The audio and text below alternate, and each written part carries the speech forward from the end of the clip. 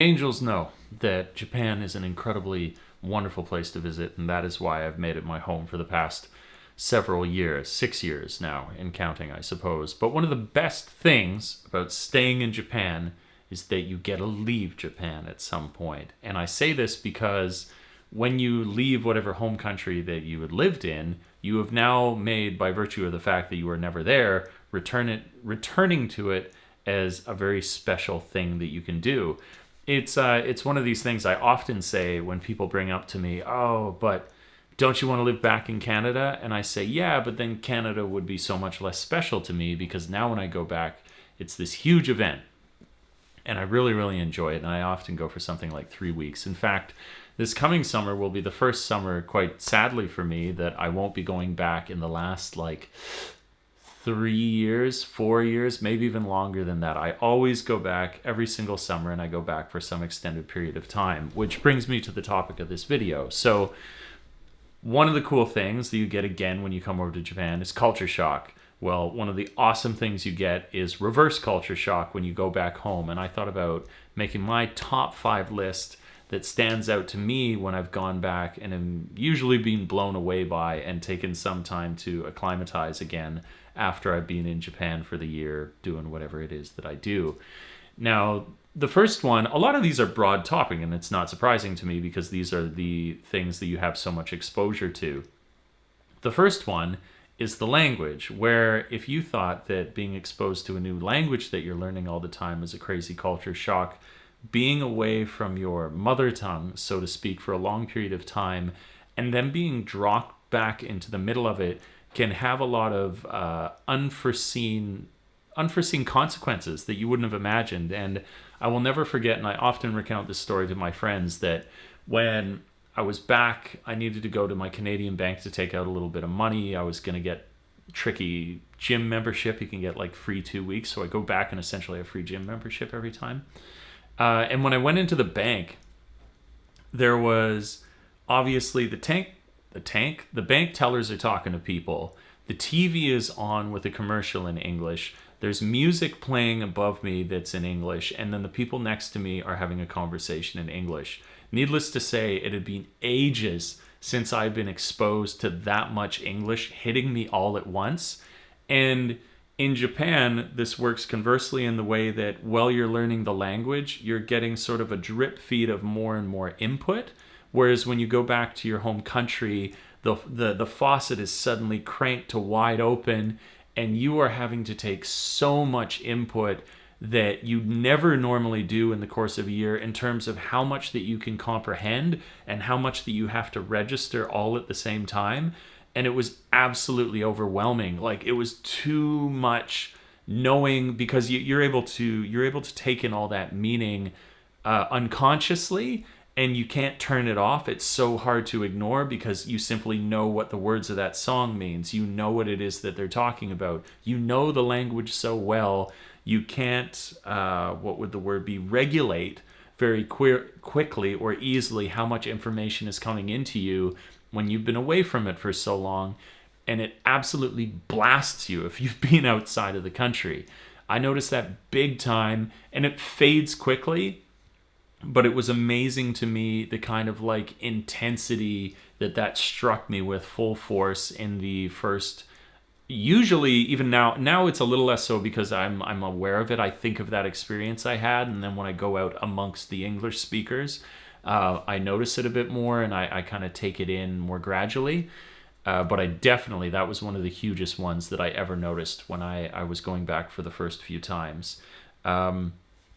To continue onwards for that, the next thing I talk about is a broad subject, but it makes so much sense. And there's I could go on for ages, probably make separate videos for each element of food. But food is a huge one when you go back, not because you realize, of course, that there's so much more culture in food than the actual flavors that it is that you're eating and what those ingredients might be that the culture has. The big thing that I noticed is there's so much tabe hodai and nomi hodai in Japan that going out to eat is simply way, way, way, way cheaper. Let alone that Vancouver is a much smaller city in terms of scale compared to if you're in Tokyo. But the fact that there's so much more readily available, the all-you-can-eat and all-you-can-drink, which is just illegal in Canada, I think. It would kill people. We can't handle that. We're children. It really, really is a big change for me. You add on to this, and I won't go into like a great deal of depth about it, but the significance that there is no tipping culture that you get used to. So you're already like cheaper all you can eat. There is no tipping. The booze, even if you don't have Nomi Hodai, is half price. It's an incredible change in food. And one other thing that I would say I've joked about before on the channel is that like when you go out to eat in the West, it's like you are committing to some long-term relationship that is going to be a huge investment of your time. You're going to enjoy it at first, but then you're going to grow tired of it, and it occupies your every moment and reminds you of how unfit you are and how you're getting out of shape. Basically, entrees and appetizers. Like an appetizer is usually like 3 courses in terms of pure calories that you get in the West, compared to like 3 little mini courses that you might get in an izakaya by comparison in Japan.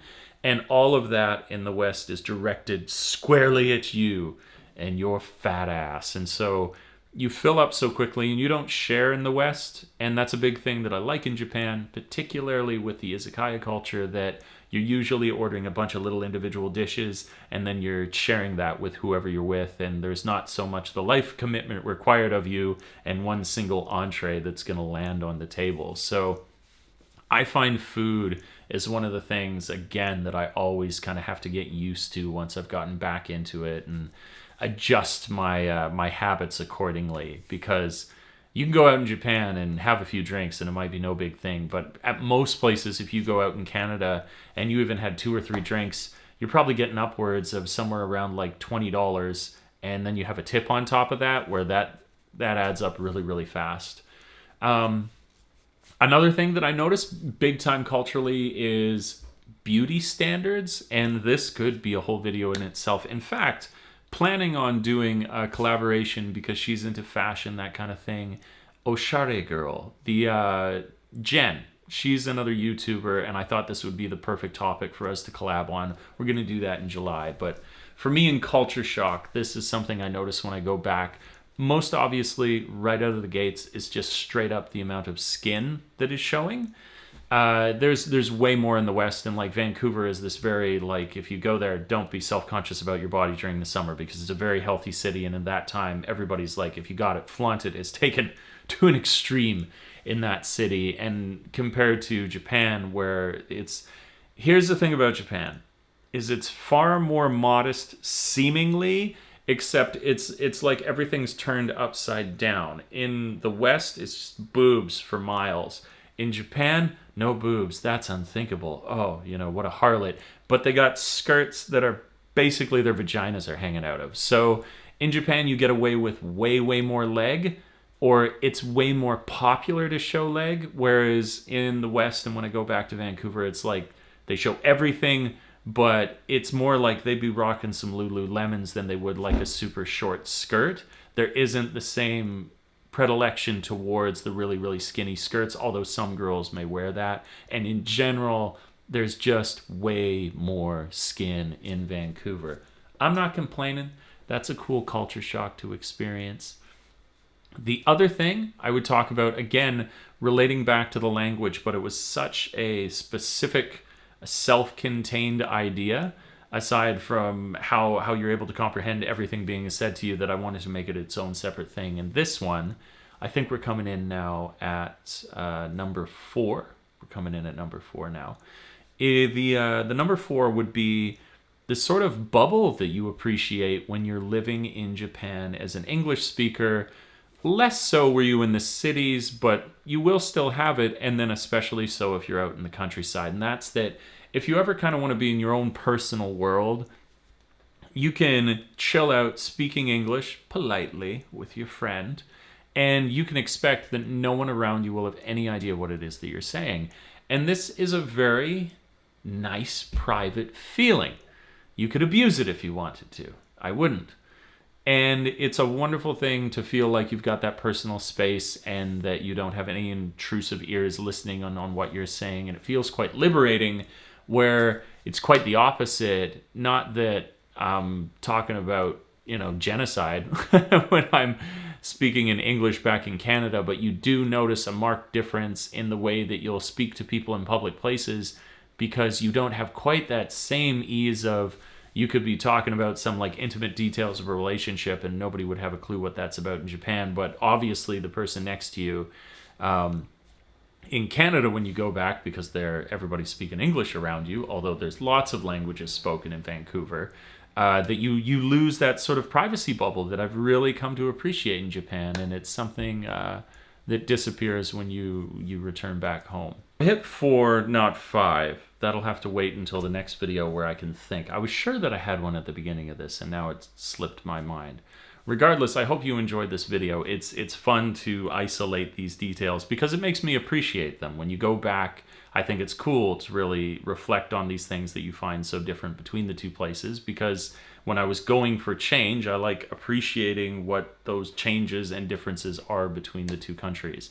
I would love to know, what is your greatest reverse culture shock whenever you had traveled abroad and you came back home, because you get that objective viewpoint, right? You come back to your home, and where when you were totally within it all the time, if you've never left, you can't be objective, you can't see it, and when you leave and come back, you get this clarity of vision because you're now not living the day-to-day life, and something that may have seemed natural is no longer so, because you look at it as an outsider as opposed to somebody who's currently experiencing it. So tell me down in the comments down below, what's your experience with that in Japan or otherwise? It doesn't matter. I always talk about a country I'd love to go and travel to, perhaps one day I shall, would be Germany. I'd love to do the just like solo, go to the hostel and then like meet people and just Google Maps and like what are cool places to go and explore in this really spontaneous way one day. I think that'd be awesome. All right. The clock has run out. Please do like the video if you enjoyed it. Dislike it, of course, if you didn't. Give me a subscribe if you feel like catching more content like this. Hit the bell notification for up-to-the-moment information on when a video drops on the channel. As well, please do consider supporting me on Patreon, because it goes an immeasurable distance to helping me run this channel and grow as a creative into the future. Thank you again for watching. That's all for now.